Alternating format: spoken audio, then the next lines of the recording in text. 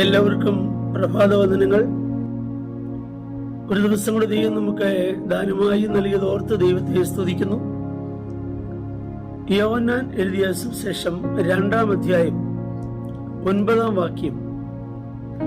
അതെവിടെ നിന്നു എന്ന് വെള്ളം കോരിയ ശുശ്രൂഷക്കാരല്ലാതെ വിരുന്നുവാഴി അറിഞ്ഞില്ല.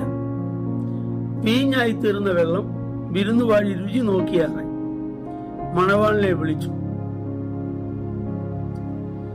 നമ്മുടെ കർത്താവായ യേശുക്രിസ്തുവിന്റെ പരസ്യ ശുശ്രൂഷ ആരംഭിക്കുമ്പോൾ അടയാളങ്ങളുടെ ആരംഭമായിട്ടാണ് കാനാവിൽ വെള്ളം വീഞ്ഞാക്കിയതെന്ന് ഇവിടെ രേഖപ്പെടുത്തിയിരിക്കുന്നു. യോഹന്നാന്റെ സുവിശേഷം തന്നെ ഗോസ്പൽ ഓഫ് മിറക്കിൾസ് എന്നാണ് വിളിക്കുന്നത്. അത്ഭുതങ്ങളുടെ സുവിശേഷം എന്നാണ്. കാരണം യേശു ദൈവത്തിന്റെ പുത്രൻ എന്ന് വെളിപ്പെടുത്തുകയായിരുന്നു യോഹന്നാന്റെ ലക്ഷ്യം. എന്നാൽ യേശു ഈ കല്യാണത്തിന് ചെല്ലുമ്പോൾ ശിഷ്യന്മാരും കൂടെ ഉണ്ട്. ഇവിടെ വീഞ്ഞു തീർന്ന വിവരം വീട്ടുകാരനറിയാം. എന്നാൽ യേശു ഇവിടെ ഒരു അത്ഭുതം ചെയ്യുമ്പോൾ ഇവരെ ആരെയും അറിയിക്കുന്നില്ല. വീട്ടുകാരനറിയുന്നില്ല. മണവാളിനെ വിളിച്ച ആളുകൾ ചോദിക്കുന്നു, ഇത് എവിടുന്നാന്ന് ചോദിക്കുന്നു. അവനും കാര്യം അറിയുന്നില്ല. നമ്മുടെ കർത്താവിന്റെ മാതൃക നമ്മളെ മനസ്സിലാക്കണം. ഒരു പ്രവൃത്തി ചെയ്യുമ്പോൾ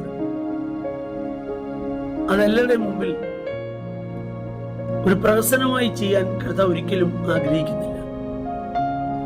യേശു ദൈവപുത്രനാണെന്ന് വെളിപ്പെടുത്തുക,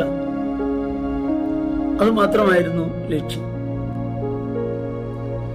നിസ്സാര കാര്യങ്ങൾ പോലും മനുഷ്യന്റെ കൈയടി ആഗ്രഹിക്കുന്നവർ ഈ കാര്യം ശ്രദ്ധിക്കുന്നത് നല്ലതായിരിക്കും.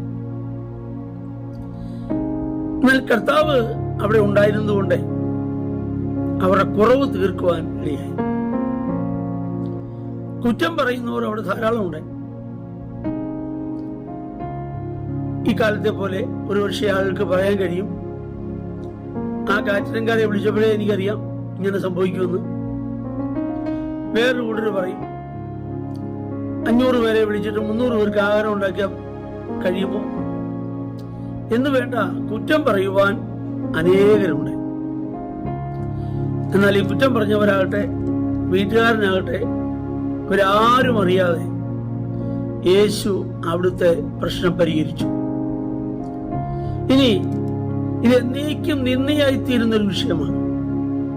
കാരണം ഇവിടെ കല്യാണം കഴിഞ്ഞ ഈ വീട്ടിലെ കുഞ്ഞുങ്ങൾ, അവരെ കാണുമ്പോഴൊക്കെ ആളുകൾക്ക് പറയാൻ ഉള്ള ഒരു കാര്യം ഇതായിരിക്കും, അവരുടെ കല്യാണത്തിനല്ലേ വീഞ്ഞില്ലാതെ പോയത്, അല്ലെ അവരുടെ കല്യാണത്തിനല്ലേ ഭക്ഷണമില്ലാതെ പോയത്.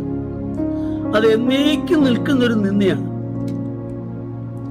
എന്നാൽ ആരും അറിയാതെ നമ്മുടെ നിന്നെ മാറ്റുവാൻ, ആരും അറിയാതെ നമ്മുടെ പ്രശ്നങ്ങളെ പരിഹരിക്കുവാൻ, നമ്മുടെ കുറവുകളെ തീർക്കുവാൻ നമ്മുടെ കർത്താവിന് കഴിയും.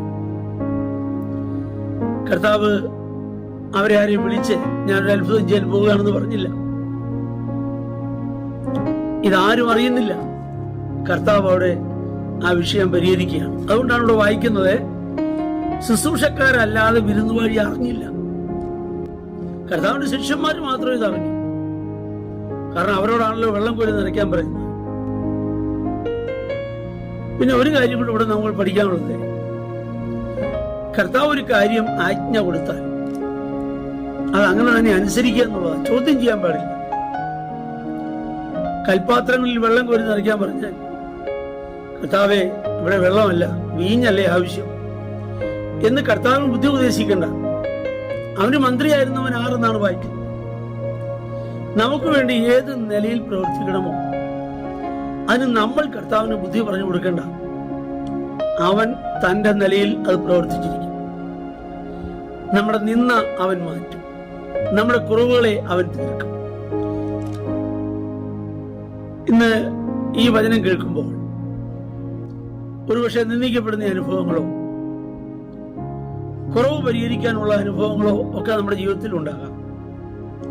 പൂർണ്ണമായി സമർപ്പണത്തോടെ കർത്താവേ, നീ എന്ത് കൽപ്പിച്ചാലും അത് ചെയ്യുവാൻ ഞാൻ തയ്യാറാണെന്ന് പറഞ്ഞ് സമർപ്പിച്ച് പ്രാർത്ഥിപ്പാൻ കഴിയുമോ?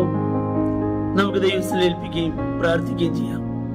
ഞങ്ങളുടെ കർത്താവേ, സ്വർഗീയ നല്ല പിതാവേ, അനുഗ്രഹീതമായ ഈ ദിവസത്തിനായി സ്തോത്രം. ഇന്നേ ദിവസം ഞങ്ങൾക്ക് അനുഗ്രഹിച്ചു തരണം. ഞങ്ങളുടെ കുറവുകളെ തീർക്കുവാൻ കഴിയുന്ന ദൈവത്തിൽ ഞങ്ങൾ ആശ്രയിക്കുന്നു. എല്ലാവരെയും അങ്ങയുടെ നാമത്തിൽ അനുഗ്രഹിച്ച് പ്രാർത്ഥിക്കുന്നു.